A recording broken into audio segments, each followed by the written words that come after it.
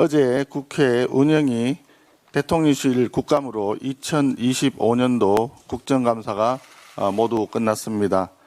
원래 국정감사는 김현지로 시작해서 김현지로 끝난 현지 국감이었습니다.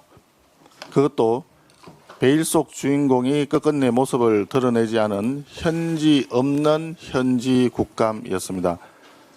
이재명 정권은 국감 직전에 돌연 총무비서관에서 제1부속실장으로 김현지를 이동시키는 꼼수 인사도 자행을 하더니 어떻게든 김현지만은 꽁꽁 감추겠다고 온갖 꼼수와 반칙이 난무했습니다. 어제는 국회에서 부르면 언제든지 나갈 수 있도록 대통령실 경내에서 대기했다는 엽기적인 언론 브리핑까지 있었습니다. 그러나 대통령실은 국회가 의결하면 출석하겠다라고 하면서 국회로 공을 미루고 여당은 야당의 거듭된 요청에도 요지부동으로 합의를 거부했습니다. 짜고 치는 표현이 그러네. 짜고 치는 고스톱이 아닐 수 없습니다.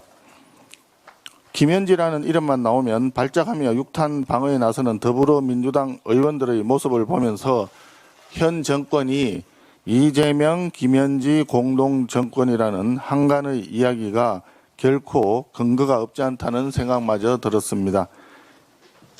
이번 국감에 김현지만 있었던 것은 아닙니다.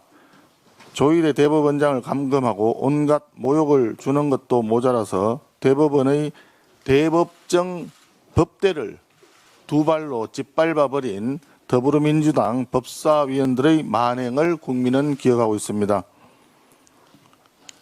신성한 국정감사를 딸 결혼식 축의금 한탕벌이의 계기로 써먹으려 했던 최민희 과방위원장의 위법 행위는 국감의 흑역사에 길이 남을 것입니다. 한편 국민들께서는 국감다운 국감을 보셨다는 평도 있습니다. 더불어민주당이 자행해온 검찰 개악의 폐해를 생생히 고발했던 정수경 변호사의 절규 어린 호소, 검찰 개악의 부작용이 발생하면 여당 국회의원들이 책임져야 한다고 따져 묻던 안미현 검사의 소신 발언은 오래간만에 듣는 사이다 발언이었습니다. 아울러 월스트 5를 말씀드리겠습니다. 김영란법 위반과 뇌물수수 혐의로 수사를 받아야 할 최민희 과방위원장, 김현지 실장이 국감에 100% 출석할 것이라고 대국민 거짓말을 한 우상호 정무수석, 법제처장의 직분을 망각하고 이재명 대통령이 대장동 일당을 만난 적이 없다는 황당한 거짓말을 늘어놓은 조원철 법제처장, 아파트 두 채 중 한 채를 처분하겠다더니 자녀에게 양도하겠다고 하면서 실거래가보다 4억이나 높은 22억 원의 매물로 내놓아 국민 가슴에 염장을 질렀던 이찬진 금감원장, 캄보디아 고문치사 사실을 8월 중순에 보고를 받고도 사태의 심각성을 10월이 되어서야 알게 되었다고 위정을 했던 조현 외교부 장관, 국민을 기만하고 국회를 우롱했던 국감 월스트 5는 본인이 스스로 그 책임을 지는 행위를 하기 바랍니다. 마지막으로 김현지 실장에게 말합니다. 더 꼭꼭 숨기 바랍니다. 지구 끝까지 숨어도 국민의 명령이 결국 김현지 실장을 국민 앞에 국회에 끌어낼 것입니다. 한 가지 더 말씀드리겠습니다. 이재명 정부 출범 이후 우리 경제 곳곳에 낡은 이념의 그림자가 짙게 드리우고 있습니다. 노란봉투법처럼 성장과 혁신에는 아무런 도움이 되지 않는 거대 노조의 기득권만을 위한 정책 아젠다들이 그대로 정부 정책으로 반영되고 있습니다. 대표적 사례가 민노총이 내세운 새벽 배송 전면 금지입니다. 새벽 배송 금지는 노동자 보호 조치가 아니라 일자리 말살 정책입니다. 새벽 배송 기사들이 이렇게 얘기합니다. 왜 우리의 일터를 없애는 것이냐, 이렇게 반발하고 있습니다.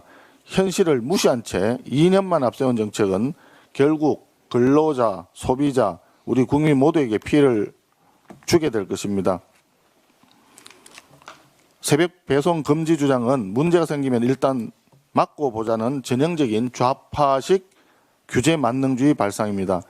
집값이 오른다니까 주택을 공급할 생각은 안 하고 대출 규제로 아예 거래를 틀어막아 버리는 1015 부동산 대책. 반도체 연구에 밤낮 없이 몰두해도 모자랄 판에 주 52시간 근로 예외도 인정하지 못하겠다는 반도체 특별법. 그리고 이번 새벽 배송 금지 주장까지 모두 시장의 자율성과 현실을 무시한 획일적 규제의 연장선상에 있습니다. 또 하나 거대 노조가 주장하는 임금 삭감 없는 정년 연장도 심각합니다. 이미 고임금 구조 속에서 기득권을 지키고 있는 대기업 노조가 자신들의 칠밥통을 연장하기 위해서 청년 일자리와 국민적 부담을 외면한 채 무리한 요구를 강행하고자 하는 것입니다. 일률적인 법정 정년 연장은 청년 일자리를 잠식하고 사회 전체의 활력을 떨어뜨릴 수 있습니다. 중요한 것은 경험과 역량을 살려서 계속 일할 수 있는 두 번째, 세 번째 기회를 보장하는 경제 구조입니다. 이에 걸맞은 노동시장 개혁이 필요하며 현실적인 재교육 전직 지원 제도도 마련되어야 합니다.